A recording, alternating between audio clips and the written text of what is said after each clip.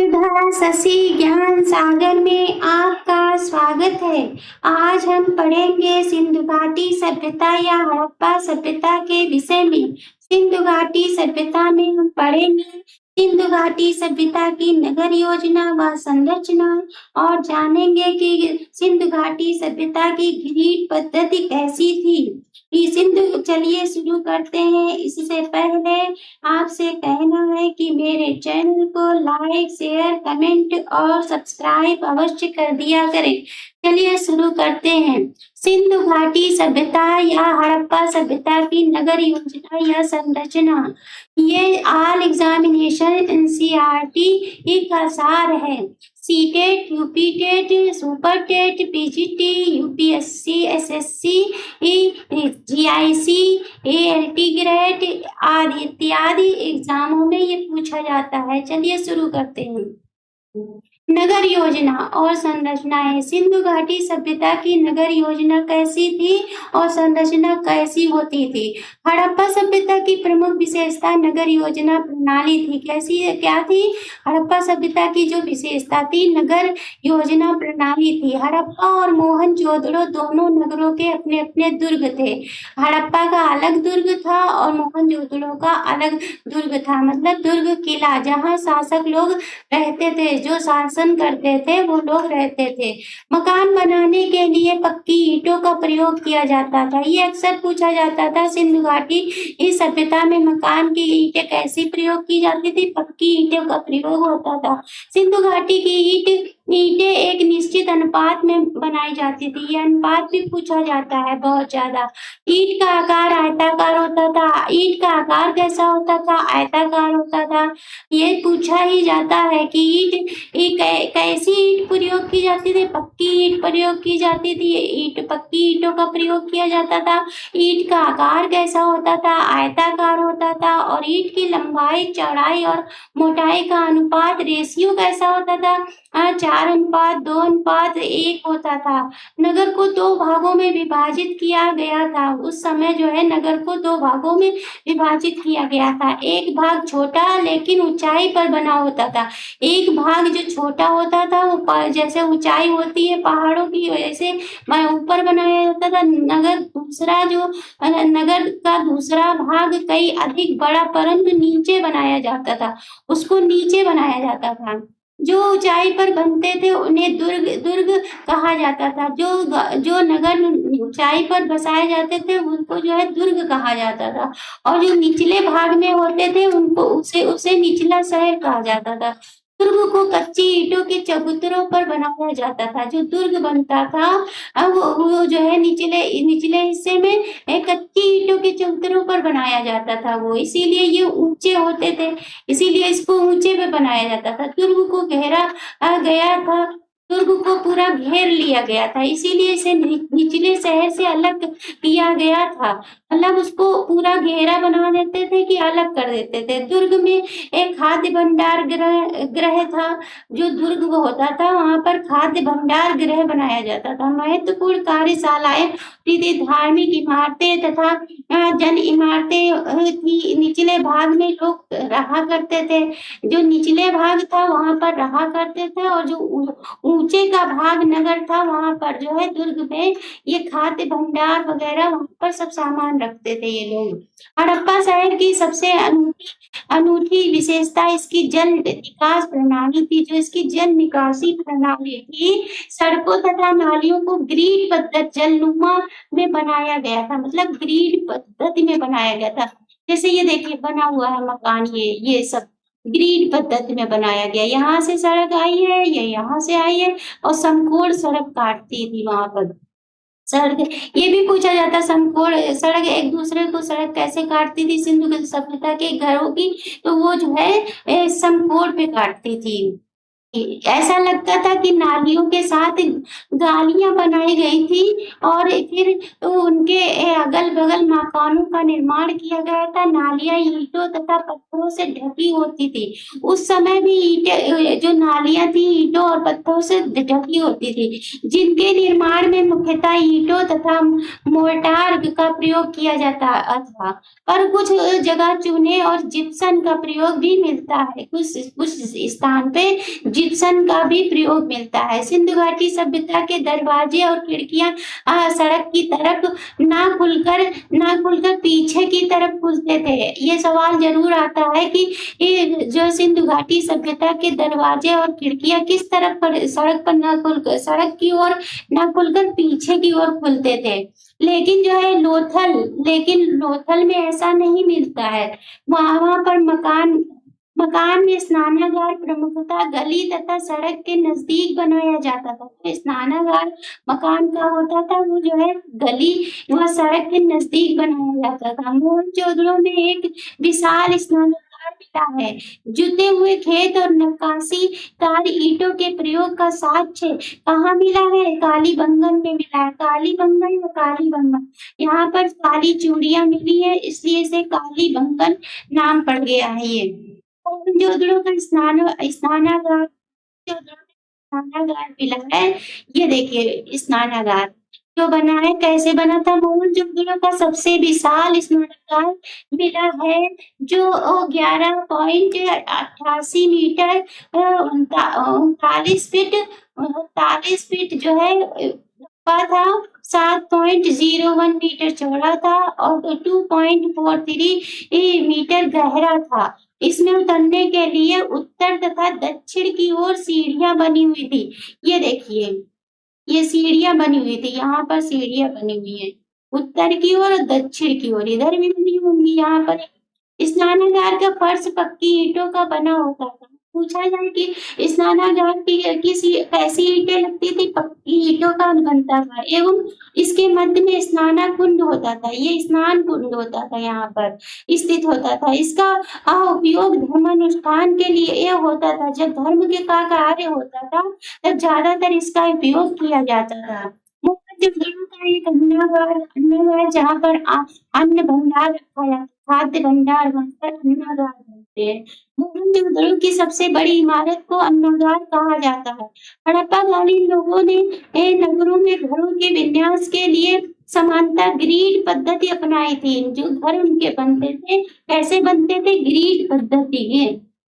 ये सवाल जरूर आता है कि वहाँ मकान कैसे होते थे? ग्रिड पद्धति के बने होते थे। यहाँ बड़े-बड़े घर, चौड़ी सड़कें और बहुत सारे कुएं होने के प्रमाण मिलते हैं। यहाँ जल और मल निकासी के लिए नालियों के होने के प्रमाण भी मिलते हैं।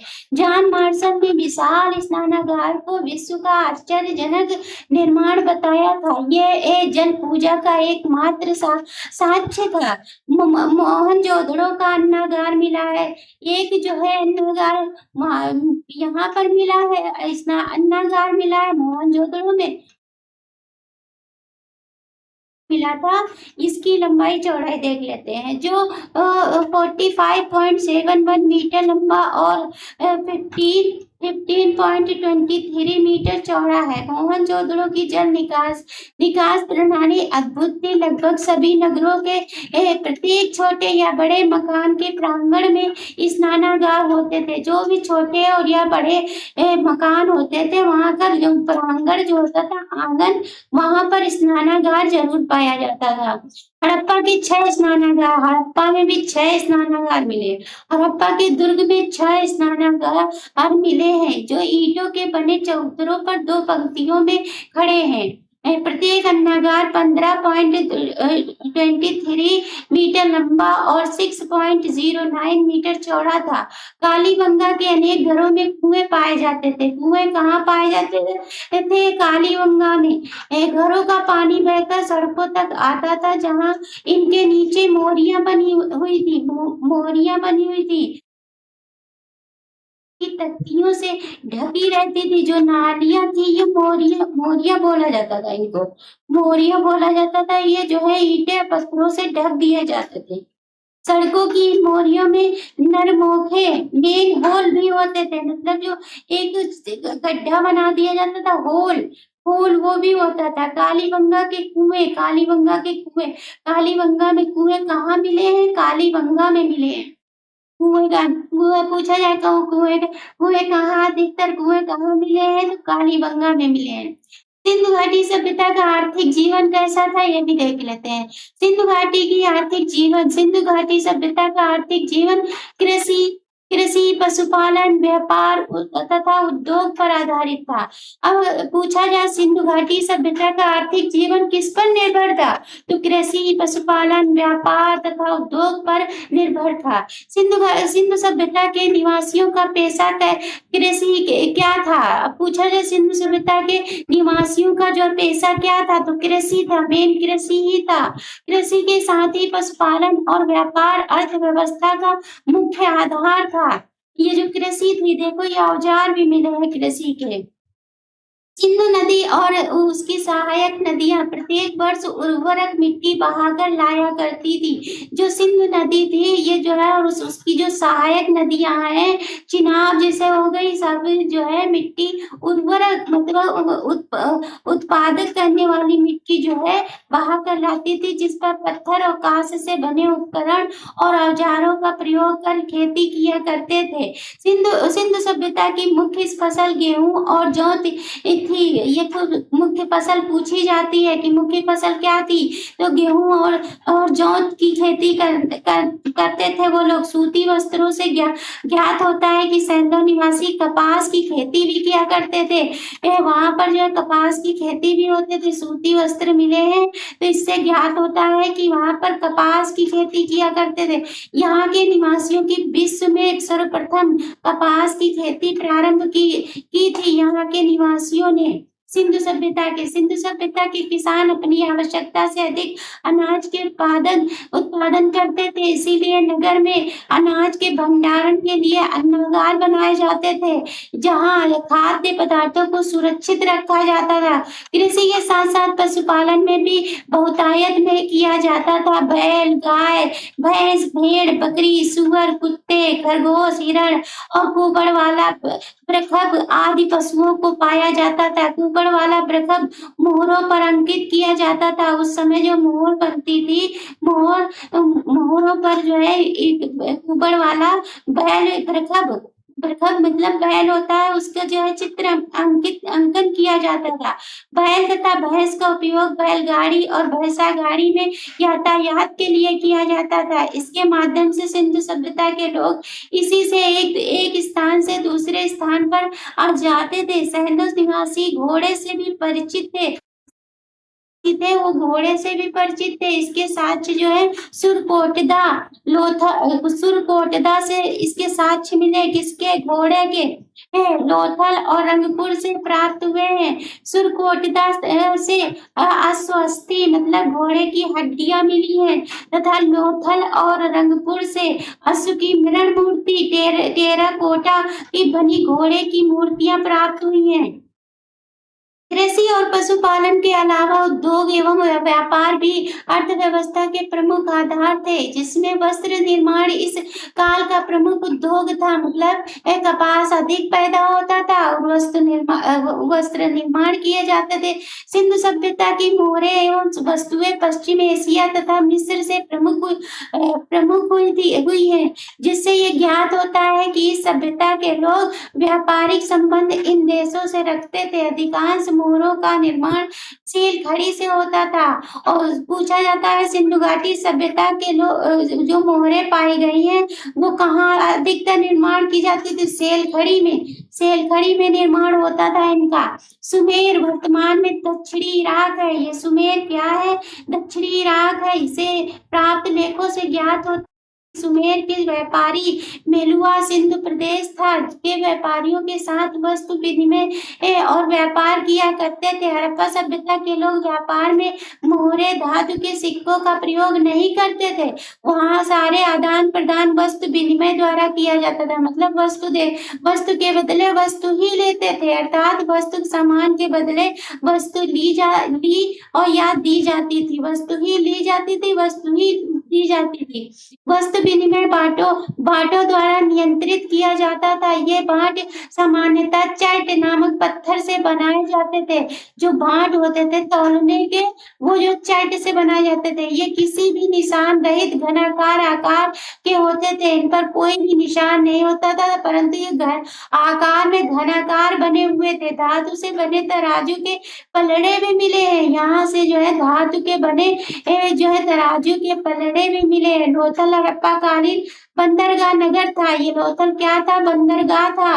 लोथल से चावल की खेती के प्रमाण मिले हैं, पर गन्ना का कोई साक्ष्य यहाँ पर नहीं मिला है। प्लीज हमारे चैनल को लाइक, शेयर और कमेंट अवश्य कर दें। धन्यवाद।